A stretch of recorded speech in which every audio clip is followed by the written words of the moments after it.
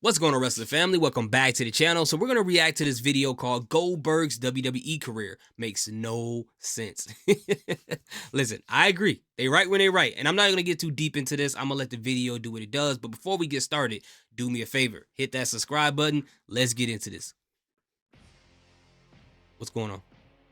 It was March 31st, 2003, and live from Seattle, Washington, live on Monday Night Raw, Goldberg made his WWE debut. With the fireworks going crazy, Jim Ross losing his voice, The Rock getting speared out of his boots, Goldberg was finally in the company. After 2 long years of being away from wrestling, the WWE had finally signed the hottest free agent in the business. In the late 90s, Goldberg was one of the most popular wrestlers in the world, walking through fire, destroying everyone in his way, beloved by the masses. Goldberg was a sensation. Despite having a very limited moveset, despite his matches almost always being less than 5 minutes long, despite whatever criticisms people had, it didn't matter. Goldberg was a star who every week during the hottest period in wrestling had the fans jumping for joy every time he was unleashed. And not only was Goldberg, and I was one of them. Like when I was a kid, I was a huge Goldberg fan. Like every time he came out, I went crazy. I did his intro with the boom, boom, doing all that stuff. I love seeing the spear. I love seeing the jackhammer. I was so much of a fan of his that I would rent video games at Blockbuster just because he was on the cover. That includes WCW Mayhem, which was a trash game,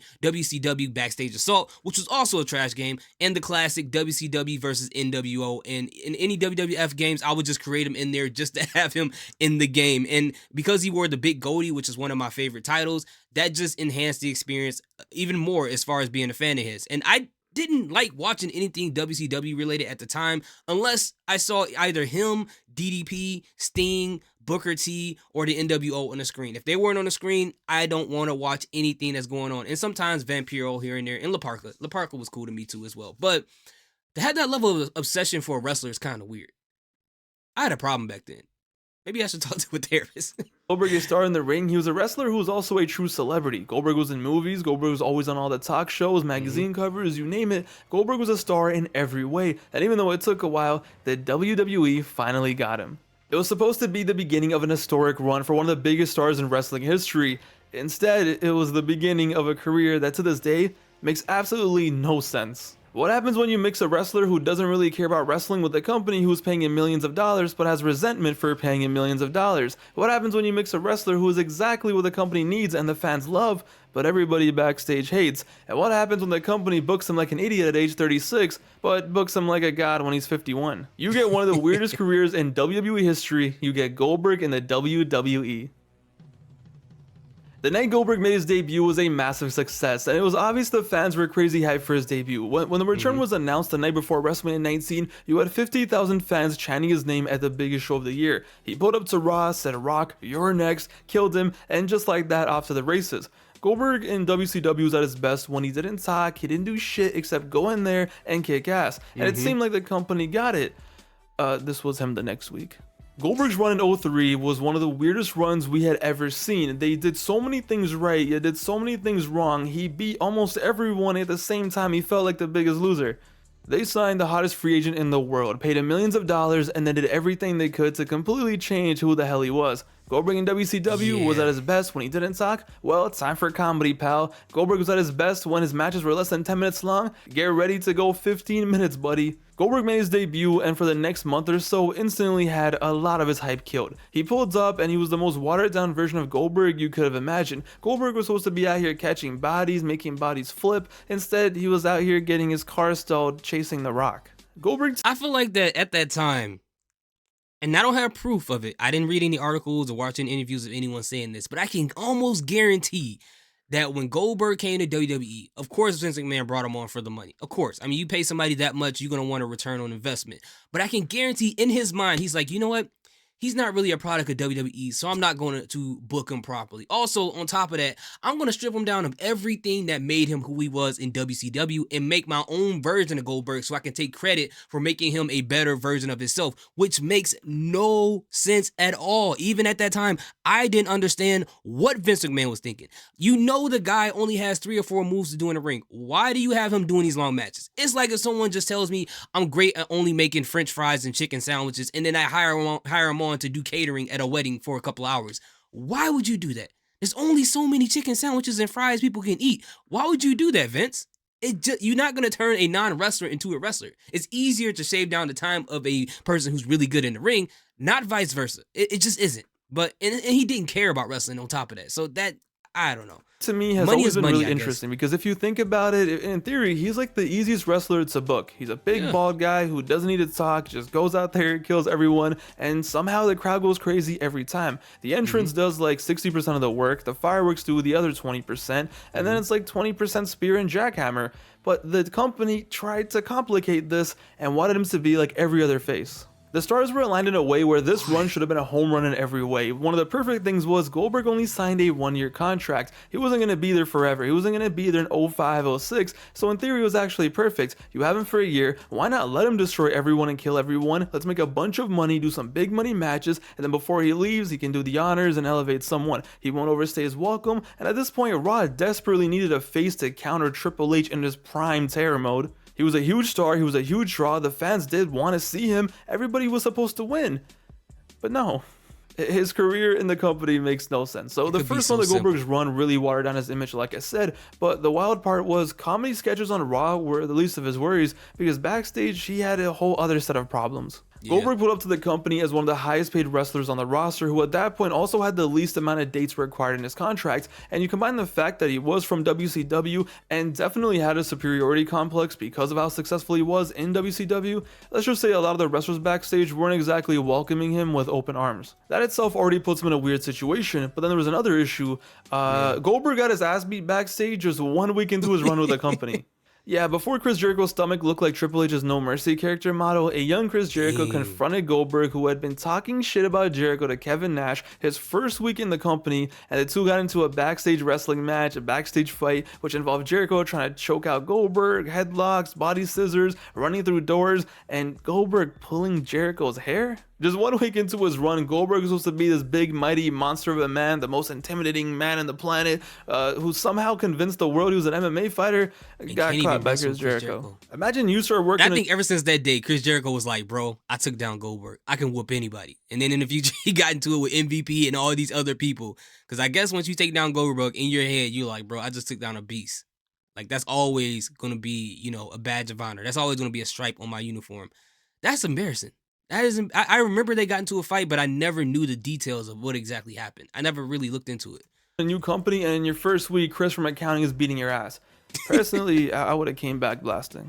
Jericho 10 years later said this in his book. In a way, I feel bad for Bill, as deep down, I know he's got a good heart, but when our international incident happened, it really got him off on the wrong foot with a lot of guys in the dressing room. When the word got out that David had taken down Goliath, I gained admiration, while Goldberg gained more resentment than he already had. 1 weekend and everybody already hates him. 1 weekend and he already got his ass beat by Chris Jericho. And 1 month in, he's having a 15-minute match where he's selling his arm for 70% of it. Okay. But luckily for Billy, things turned around very quick because the company decided to go all in on him. By May, they turned Goldberg back into a killer. No more fun and games. He was just out here dropping mother Canuckers, and every week the hype on Goldberg got bigger and bigger. Then eventually it was like, alright, Goldberg was really here and it was finally working. The crowd was loving him, the ratings got better, everything was perfect. And it was all leading to what was supposed to be this epic encounter. Triple H versus Goldberg at SummerSlam 2003. Announced at a press conference and everything. The promo was in full force. This was supposed to be the biggest match of the year. Triple H, who had been champion since December of 2002, who had cleared out the entire Raw roster, was finally going to meet his match. And the fans were so excited. I'm not gonna lie to you guys, I kind of missed that old SummerSlam logo. Finally, Triple H was going to get his. Finally, Goldberg, who was insanely over, who was destroying everyone, who was back to being a beast, was finally going to destroy Triple H. By the summer of 2003, Goldberg had all of his aura back. You know, Goldberg ending Triple H's run, closing out SummerSlam 2003, that's what the fans wanted. The fans needed it. They don't care if it was 2 minutes, 3 minutes, 5 minutes. They just wanted to see Goldberg go in there and destroy Triple H. It was so simple. It was all right there. But they didn't do that makes too much sense. And this was where everything got flipped, turned upside down again. Triple H, a month before SummerSlam, suffers a quad injury, and the match with Goldberg is in severe jeopardy. But it's like, hey, at least he's gonna be in there with, you know, Goldberg. If there's ever been a wrestler who can go in there, have a 3-4 minute match, and nobody's gonna complain about it, no one's gonna feel ripped off seeing Goldberg destroy Triple H in 3 minutes. This was it. This was the match. Goldberg, like when Goldberg were in these matches, he kind of reminded me of like how people saw Mike Tyson back in the day. You know, they spent a lot of money to go to these boxing matches, and he would knock people out within the first round. And no one would complain No one would complain, even though you paid for a full boxing match. You just got that first round, but it was entertaining, just like the matches with Goldberg. Those 2 to 3 minutes were super entertaining. Triple H doesn't do 3-minute matches, brother. Instead, because of Triple H's injury, they scrapped the entire match and turned it into an elimination chamber. Yep. Just like that, almost last second would have felt like it was an elimination chamber match with 4 other wrestlers, and it was like, okay, you know, this is different, but hey, it could still work. And honestly, it did. So we get to SummerSlam 03 and the Elimination Chamber is awesome. Why? Because Goldberg was in there catching bodies again. Once the other 4 men were in the ring and Goldberg came out, it was unlike anything we had ever seen. It was the Goldberg show and the crowd was going nuts as Goldberg single-handedly destroyed the entire Raw roster basically in one of the craziest 5-minute spans we had ever seen. Goldberg just went out there like a beast. You had people going through glass, you had people getting folded in half. You were seeing some wild stuff going down. And every time something happened, the crowd just got rowdier and rowdier. It was the best booking the company had done in years. It was just time to pull the trigger. Triple H gets brought out, and mind you, he was legit injured at this point. A man who was wearing bicycle shorts because of his quad injury. Someone who realistically shouldn't even be in the ring wrestling, but whatever. It's time for the spear, it's time for the jackhammer. 1, 2, 3, good night. He doesn't need to do anything else. It's really easy. Triple H wins. Of course he does. Of course. Triple H, who can barely walk, who could have easily dropped the title here, rested for 2 months, came back and just won the title back at Survivor Series for all anyone cares, beats Goldberg. After doing everything right in the booking of this match, after doing everything right for Goldberg since May, building him up to be this monster, doing everything right, Triple H gets his wish, and before he could put Goldberg over, he goes over first. And after this, Goldberg was never the same. Gotta get heat, gotta push the match for another month, and once again, just like that, the hype was done. Because by the time Goldberg does end up winning the title the next month, it doesn't really mean much. Yeah, they have a slow-ass, typical 2003 Triple H match, the longest match of Goldberg's career, 15 minutes long for no reason. And yeah, you know, Goldberg gets his hand raised, he's champion, but by then, it already just doesn't feel the same. And before you know it, Billy was out of the company in March of 2004. You just had both sides, and both sides were being idiots. One side didn't really care about wrestling. He was just, whatever, I'm here to make my money, I'll do whatever I want. He didn't really put in the work to get better. He didn't really want to fit in too much. He was just there for the money. And then the other side, they could have made a lot of money with this guy, but they're like, nah, we'd rather not. And as a result, who suffered? The fans, as usual. And in this situation, I'm sure, to some degree, Triple H and Triple H himself, you know, even though, you know, I'm sure he's a great guy. I'm sure back then he probably was like, we're not gonna let some guy come in here, rough up the locker room, guy who doesn't even care about the sport, who's just here to get paid, come in here and take a title off of me in this match. That's not gonna happen. I'm sure Triple H was thinking that. Where everybody would have won. Dream matches, epic moments. He could have left putting someone over, but at the end of the day, nobody won. Except Triple H. Despite the ego, despite the politics, despite whatever on both sides, this should have been a slam dunk. That 1 year of Goldberg from 03 to 04 should have been special. Should have been so much better than it was, but nah. And for a long time, it really did feel like it was over, that after 03, that he was never going to come back, and that the 03 run was going to be his last run. And when you look back at it, it's like, honestly, even if he didn't come back after 03, 03 wasn't the best run, but it wasn't the worst. It still would have been cool, and maybe his legacy would have been better if he didn't come back. But it's wrestling. Of course he came back, and of course he ruined his legacy. Goldberg returned to wrestling in 2016. After 12 long years, he was back, and his return match was up against Brock Lesnar. And what was supposed to be a one-match return to end his career on a high note became a mockery of the business. Goldberg came back and won his first match in 1 minute 30 seconds, destroying the max prestige Brock Lesnar in a way we never thought we would see. Fast forward 3 months later, Goldberg became the Universal Champion in 22 seconds. Suddenly, apparently, the company had an epiphany out of nowhere. It just took like 13 years. Out of nowhere, these idiots remembered how to book Goldberg. The only issue was, he was 51 years old, and he wasn't beating Triple H for the title during his reign of terror. No, he was beating Kevin Owens and winning the title at 51 years old. But it was fine. It was kind of annoying, not gonna lie. Fastlane was kind of annoying, but it's fine. It was whatever. It all led to a legendary WrestleMania match with Brock Lesnar, which once again proved that the WWE knew exactly what to do with Goldberg the whole time. They just didn't want to do it until 2017. They had a 5-minute sprint, tore the house down, finishers everywhere, and they just had a total, in my opinion, a classic match. Everyone watching just had a blast. Goldberg lost the title to Brock, and all in all, his return, it was pretty fire. I wonder if, like, you know, I'm sorry for stopping this again. I wonder if, later on when they booked Brock Lesnar as the Beast, right? I wonder once they got used to understanding that this could make somebody a superstar, they were like, okay, maybe we should apply this to Goldberg to make sure it worked. Because before, when Goldberg first came to WWE, there really wasn't a Brock Lesnar. There wasn't any type of Brock Lesnar who would just come into the ring, do 2 to 3 moves, and then destroy people and then walk away. And at this point, they've already had years with this version of Brock Lesnar. So maybe they were like, okay, we'll just copy and paste that over to Goldberg, in a sense, doing what Goldberg was in WCW, and see how it works. And it definitely worked out for the time being. You're gonna see what happens. Came back, became champion, shocked the world in his first match, had a banger at WrestleMania, even had a Royal Rumble moment. What more could you want, right? He was 51 years old. He finally redeemed himself for 2003. The company kind of redeemed themselves for 2003, and everyone was happy, and he could officially retire, go off into the sunset after a really fun and pretty successful run. He's on good terms with the company. The fans still love him. His son got to see him wrestle for the first time. It was all good. Till it wasn't. Because why would he leave on a high note? Why would he leave at the top when you can just go kill yourself in Saudi Arabia? Goldberg returned to the WWE 2 years later in 2019 at 53 years old, and in his third run with the company, proceeded to have the most brain-dead run we have ever seen. The same company that hated this man in 2003, now for some reason in 2019 loved this man like he was a second coming. Next thing you know, Goldberg is having a match with The Undertaker in Saudi Arabia. A match where these two almost legitimately kill each other. A match with so much CTE, it doesn't make sense.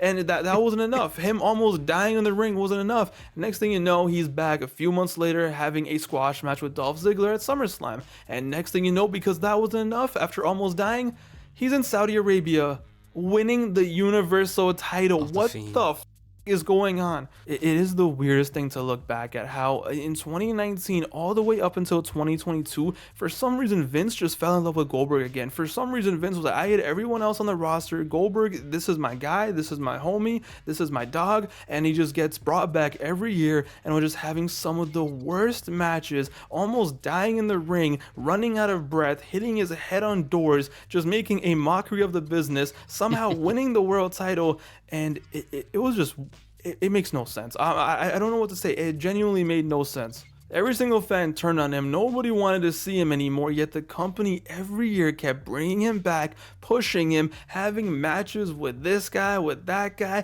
It doesn't seem real. It really feels like this was a simulation. And looking back at it, I can't believe this all happened. Goldberg comes back in 2016, saves his legacy, if anything, improves his legacy. And then 4 years later, he's out here doing this, whatever the hell this is, and everyone hates him, and his legacy is in the mud. A whole generation of wrestling fans despise him, and even the generation from before, it was just so pathetic that how do you ever look at Goldberg the same? And I get it. A lot of this is like, hey, Vince and them wanted to pay him millions of dollars to do this. No one's going to turn that down. I get it.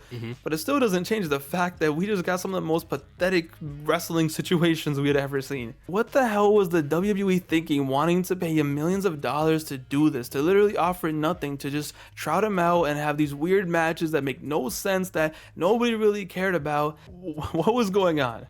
And fast forward to modern day, and by now I like to think that Goldberg is retired. I don't think we're ever going to see him again. Hopefully not. He's once again gone from the company, and the wild part is he still comes off as bitter, and he's crying how he didn't get a retirement match in his last run. It's like, brother, you went on a whole retirement tour, screw a match. You went on a whole tour having the most random match that nobody wanted, almost dying in the ring. You better not ever get your ass back to the ring. Goldberg once upon a time in the 90s was such a huge star. Like, he was almost up there with Austin for a brief moment of time. He was such a beast. He was truly the man.